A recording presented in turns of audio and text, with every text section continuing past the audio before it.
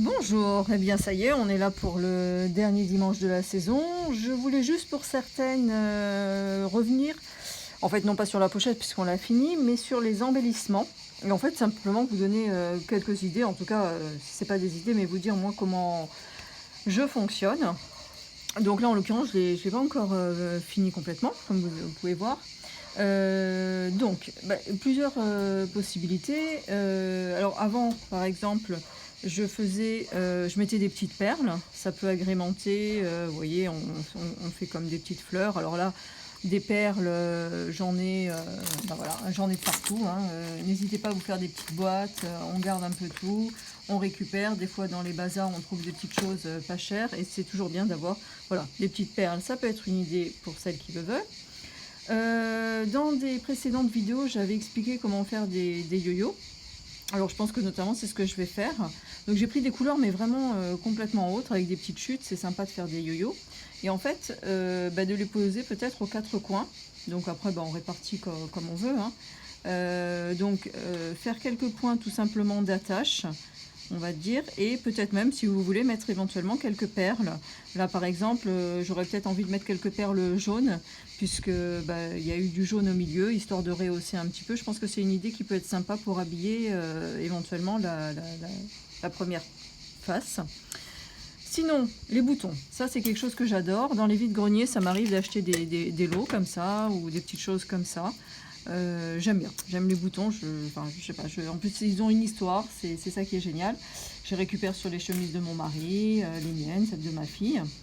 Alors là par exemple, j'aime bien mettre des petits boutons tous différents, hein, c'est aussi leur charme. Voilà, on peut imaginer y mettre toute une petite rangée, alors pas non plus jusqu'en bas, mais on peut en mettre peut-être 4-5, je trouve que voilà, c'est pas mal. Ne pas hésiter dans ce cas-là à utiliser un fil de couleur, notamment pour les assembler. Pourquoi pas du rouge, par exemple, pour faire une petite touche.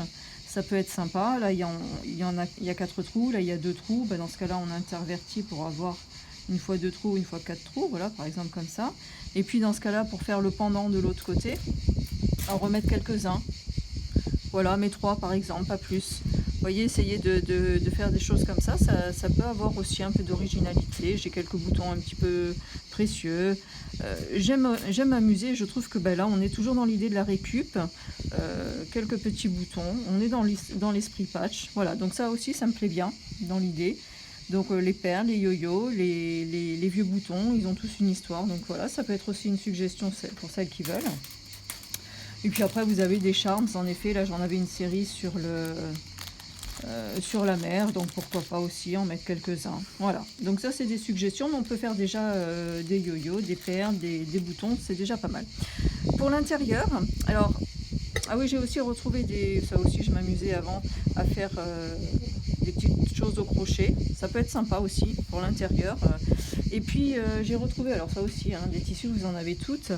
Ces tissus un peu anciens avec beaucoup d'écriture, j'en ai de toutes sortes. Alors ça c'est un tissu un peu, on va dire, sur l'alphabet. J'en ai un plus sur le thème de la couture, où on peut en effet découper des petites choses.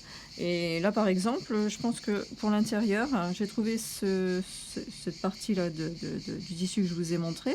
Je pense que voilà, le positionner comme ça, j'ai trouvé un petit nounours, je sais, un petit peu le côté enfantin. Le mettre en haut comme ça, positionner. Voilà, des choses simples. Vous avez aussi, donc on retrouve l'idée du crochet. On est un petit peu sur quelque chose à l'ancienne. Voilà, ça peut être aussi d'autres suggestions en utilisant en fait des tissus que vous avez et en découpant une petite partie. Et là, tout simplement, il faut le positionner. Je l'ai passé au fer. Hop, je vais l'appliquer proprement. Ça peut être aussi une suggestion. Voilà, donc là, c'est plusieurs idées pour que vous vous amusiez et que pour celles qui n'ont pas encore été plus loin, éventuellement, voilà, de faire quelques petits embellissements. Si toutefois vous le voulez, elle peut se suffire à elle-même, bien sûr. Alors, sinon, une petite chose aussi, certainement dire, oh, j'ai vu déjà le dessin. Alors oui, bien sûr, le dessin. Le dessin, il existe dans un Quilt Country, c'est le numéro 61, un bel été pour quilter. C'est un sac que j'avais fait moi, hein, le dessin, c'est un dessin que j'ai fait moi-même, hein, je n'ai pas été le prendre par ailleurs. Vous pouvez bien sûr acheter le magazine, hein, si toutefois le modèle vous convenait, mais vous l'avez aussi sur les éditions de Saxe, vous pouvez juste acheter la fiche pour faire le sac. Quoi qu'il en soit, ça reprend le dessin, mais en effet, le sac était d'une grandeur assez